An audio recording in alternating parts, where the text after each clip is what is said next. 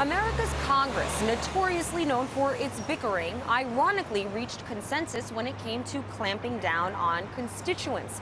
Only 3 elected officials voted against expanding federal restrictions on protests.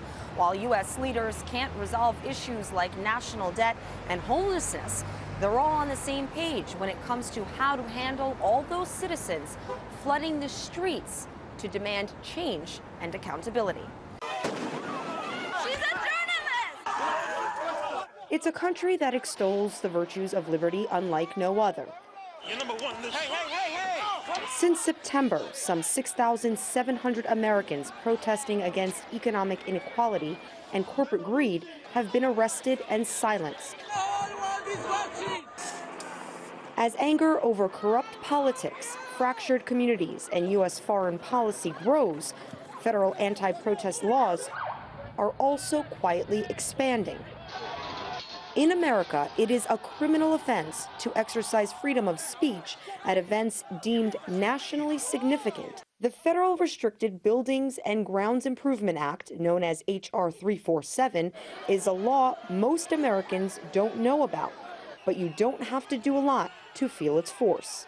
I feel like we are living in an authoritarian government, and it's awful because at least in places like the Middle East, you know that you're living in a dictatorship, that you're living in an authoritarian, regime. Here we sort of like sprinkle democratic,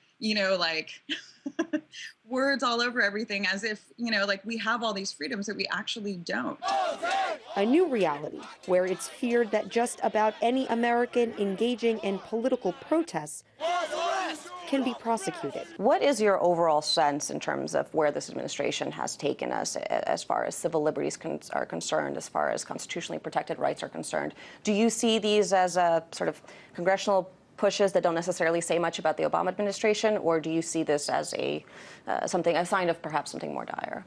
I think it's interrelated. I mean, ultimately, the Obama administration needs to take responsibility for signing these legislative proposals into law or advancing certain theories regarding executive power and how it can be wielded in the war on terror. But certainly Congress has the brunt of the blame to take for some of these proposals and really pushing forward various measures that would, for example, codify indefinite detention or keep Guantanamo open.